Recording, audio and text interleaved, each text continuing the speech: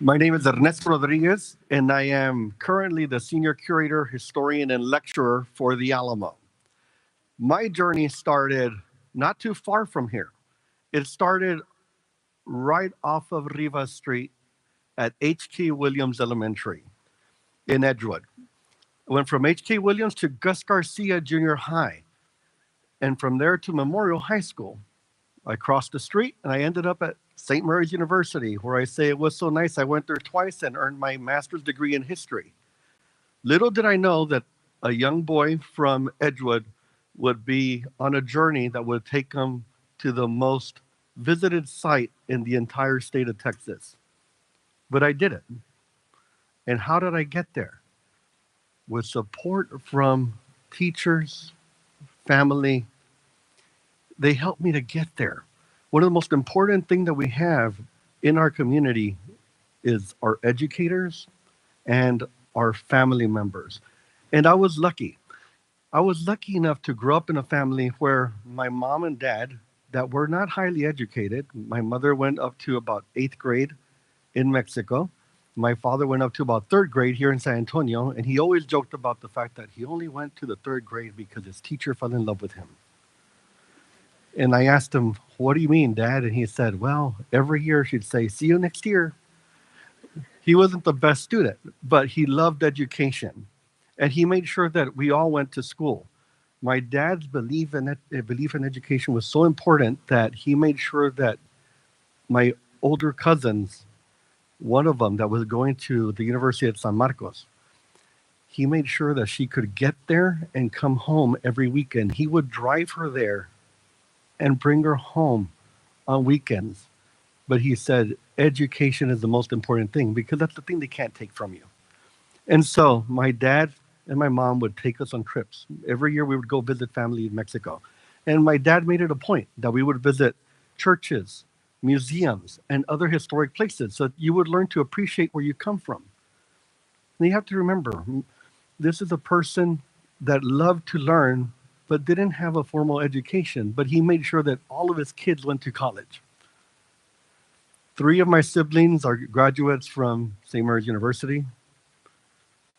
3 of us have higher degrees. One of us is a PhD in education. One of us has a degree in fire science because he became a fireman. But they pushed us through, and we continued to move forward. And when you think about growing up in Edgewood, I was raised in Edgewood during the time when we were struggling for finances. Edgewood versus Kirby was happening. I was in Edgewood when the lawsuit finally ended and the money started coming in. I was a band member, and imagine getting to use a brand new trumpet that is provided by the school and not by yourself. It was an exciting time. And so when I was getting ready to graduate, one of the struggles I had was, unfortunately, with one of my guidance counselors. I went in and I said, "I've been accepted to St. Mary's." And you would think that you would get the support from him, and instead I did not. He said, "Well, I don't think you're going to make it." I proved him wrong. And I went back and I got my master's degree to keep proving him wrong because no one should stand in your way. You should always continue and move forward.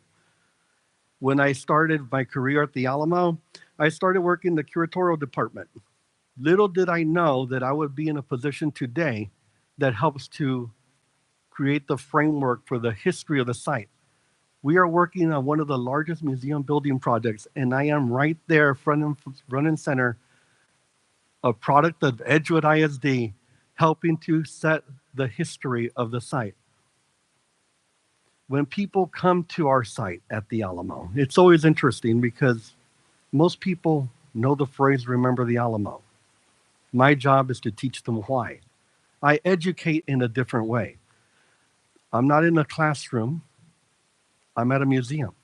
And right now, museums are the most trusted places for information. And we take that very seriously. We work hard because what we say to the public means something.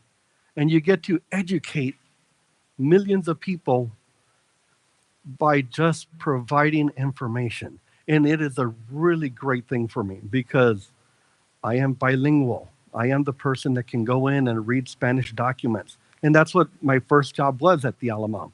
I was a translator for Spanish documents. I could go into an archive, pull out an old Spanish record, read the cursive, translate it into English, and now you have a new page for our story.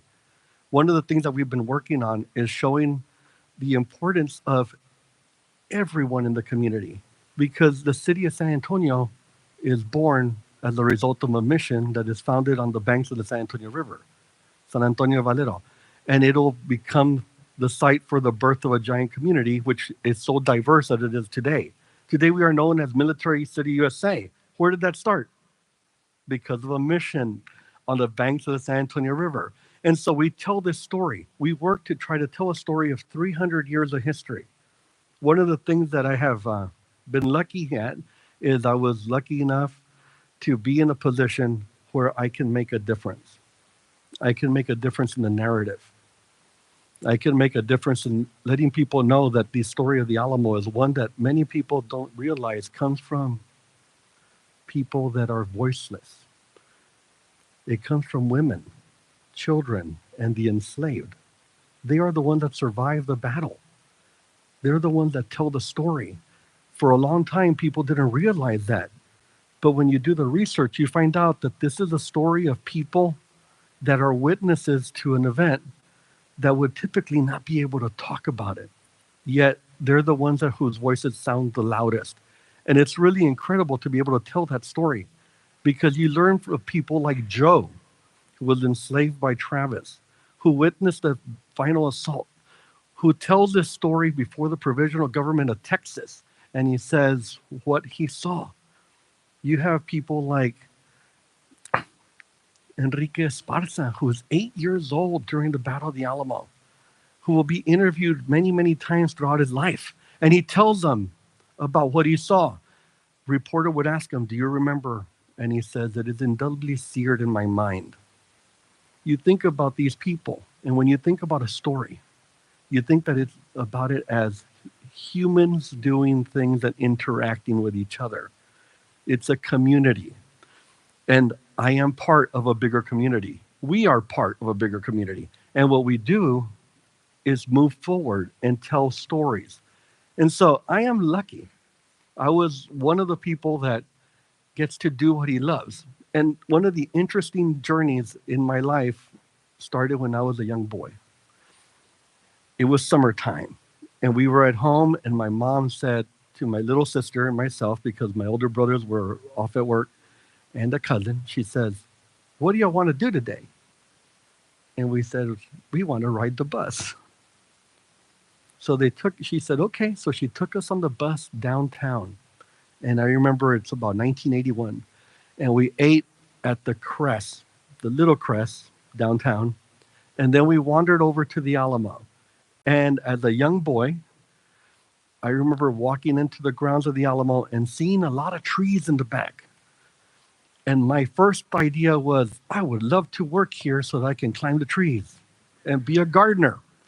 Little did I know that many years later, I would be working at the site, but not as a gardener, as a senior curator, historian, and lecturer. I have served the people of Texas for now going on my 25th year.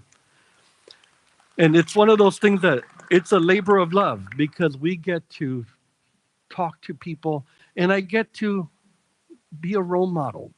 My big thing at work is we must all work together. We are all working together for the same cause. No matter what station or level of employment you're at, if one of us fails, we all fail. And that's the way that I see things. I try to help as many people as I can. And I become a voice, once again, for the voiceless. And I see that it is our responsibility to work together. And we must always remember, do not let anyone tell you that you can't do something. Like that counselor told me that I could not do it, and I proved them wrong. You can achieve everything, and the best way to achieve it is through education. And it's a struggle. It isn't an easy thing, but if you apply yourself, you can learn something. And one of the biggest things that I can tell you tonight or today is all history is connected. And what we do today will affect the future.